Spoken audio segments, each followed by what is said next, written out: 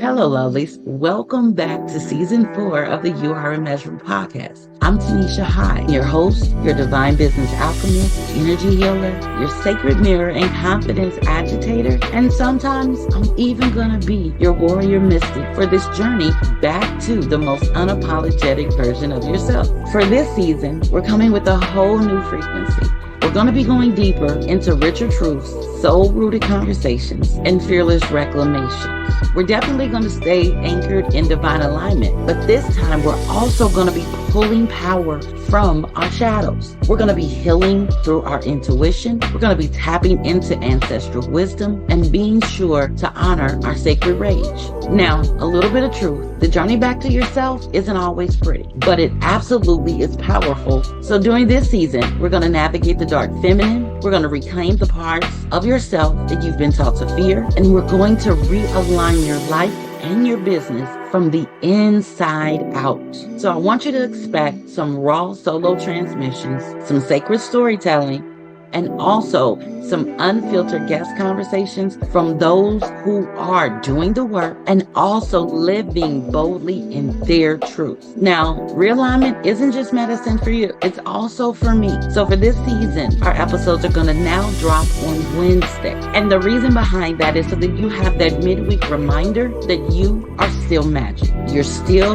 worthy. And as always, you are immeasurable. So whether you're sipping tea, coffee, or maybe even a glass of wine under the moonlight, raise it high and let's toast to healing, to expansion, and to becoming the fiercest, most authentic version of you. Are you ready? Let's get into it. Welcome back to the You Are Immeasurable podcast. So it seems as if I am on this shadow trajectory here. And I think the last couple episodes I've been talking about the shadow. But guess what? Today's not going to be any different. What I want to talk about today is loving the parts of you that scare you. I want to talk about going deeper into the parts of you that you've been taught to hide, hate, or even silence. I want to talk about learning to dive into the shadows you pretend don't exist. You know, those ones that you overlook when you're trying to manifest, the ones that you act like aren't there when you're praying for overflow, and especially the ones that you close your eyes so that you don't see when you're in your high vibe performance. And the reason that I want to talk about these is because I want to remind you that your shadow is not a flaw. It's not a sin. It's not a curse. Honestly, truthfully, your shadow is a map. And the moment that you learn to love it, I promise you, everything will change. I know it's true for some. Maybe men, I know it was true for myself, that we're terrified of ourselves sometimes. And when I say that, I'm talking about the real, raw version of you, not the curated version, not the persona or the mask that you've created for others. I'm talking about the you that gets jealous sometimes. The part of you that can be petty. Most certainly the part of you that's often afraid, manipulative, that can be clingy. And hey, from one Taurus to another, one that can be extremely stubborn. I'm talking about the you that wants control. The you that wants to let your rage and your anger out. The you that feels not enough, or in some instances, too much. These are the parts of us, the versions of us that we're often terrified of others seeing, of others knowing that that side of us exists. These are the parts of us that we keep locked up, that we speak our affirmations over.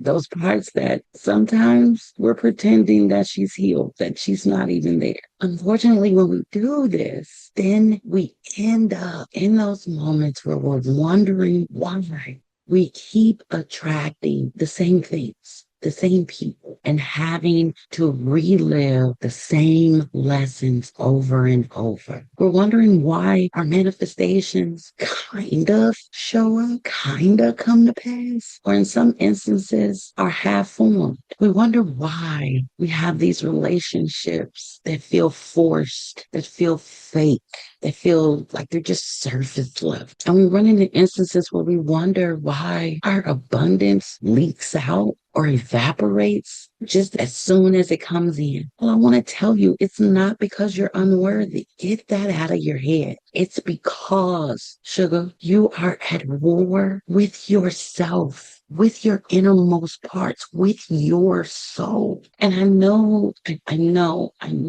it sucks to hear this. It sucks to have to own it and have to deal with it. But look, I'm telling you, my dragons let me have it about this all the time, all the time. And they always say to me, even when I don't want to hear it, or even when I'm having one of those days that I don't believe it, they tell me all the time that there's no part of me that is unworthy of love. They're always working, sometimes overtime, to show me that that rage I have within me is sacred. That fear I have, it is a lot of times for a good reason, which makes it sacred. Even the guilt and the shame that I struggle with sometimes, that too is sacred. I've learned that your shadow is not who you really are. It's what you become to protect who you are. And when you finally, gently turn inward and turn towards her, that is when all of those buried things, hidden things, locked up things running the show. Because we've talked before. Yeah, you're really not hiding them because they eke out, right? And that just adds to those bad feelings that you have. I know this because for years, I struggled with trying to figure out why my emotions were so crazy. I mean, like crazy, crazy, off the charts. Like, what the hell is going on here? I struggled with trying to figure out why I had such grief, the size of many oceans, and felt like I was always drowning or being swallowed whole. I've had moments where even though I'm telling myself to not engage or to not say something in certain instances, baby, my rage would break loose. And that shit can shake a whole damn room, a whole damn house, a whole neighborhood. I had anxiety so bad, so bad. My mind would just spiral and spiral and spiral and spiral all the time. I couldn't sleep, I couldn't rest, couldn't get peace in my own head. And I hated these parts of me. I was always saying, what the fuck is wrong with me? What is wrong with me? I told myself that I was just being over dramatic, that I was broken, that I was bruised, that I was used up and worthless. And that was all before I stopped fighting her. When I not only realized, but accepted that, okay, in order for me to get over this, I'm gonna have to deal with it. And I don't mean deal with it, like how we deal with people that we don't want to deal with, right? But like really, okay, let's have a moment. Let's take this time. Let's sit down and have some conversations, some interaction. And when I started doing that and asking those locked up, hidden parts of myself what she needed, and when I really, really listened, instead of just trying to shut her up or exile her, I realized that she needs or needed the same things that the version of me that I was allowing people to see. He needed the same things. And I figured out that it was okay. It was okay to hear those stories. It was okay to receive those answers, the resolutions, those needs, those wants, those hungers. And the moment that I did that and I allowed myself to hold myself, I started to see not only myself, but my life and others in a whole different way. My relationship started changing. I stopped being a people pleaser. I stopped letting people use and abuse me. talk to me any kind of way and take advantage, my financial situation changed because I wasn't trying to buy happiness or acceptance or love. My boundaries absolutely changed because, no, I'm not allowing you to cross this line anymore. And that was because I listened to my shadows and reintegrated those broken off pieces of me. I was able to love on those parts of me and slowly began to feel back up to being my whole full self and not giving a damn who don't like it. And so I'd love for you to try this. Give it a go. You might find out that this is exactly what you need, just as I did. And so I have a simple, we'll call it shadow love practice for you. And I just would love for you to try this. And so what you'll do is set aside a little bit of time for yourself. The amount is completely up to you, but I want you to take that moment. Take that moment for yourself. Sit quietly. I want you to close your eyes and just breathe. Don't force it. Don't pull it. Don't measure it. Just breathe. And once you settle into that, I want you to allow to come up whatever it is that you hate most about yourself in that moment. And you're doing this not to analyze it, not to critique it, not to judge it, but just allow yourself to feel it. And as you're feeling it, I want you to say to yourself, you can say it out loud if you need to, you can whisper it, you might want to sing it, I don't know. You can even say it internally in your head, in your mind. And I want you to let that part of you know. Just simply affirm it. I see you. I see you. I'm here. I'm listening. And I will never abandon you again. And after you've said that, I want you to absorb those words. I want you to mean it. And I want you to notice what shifts in that part of you.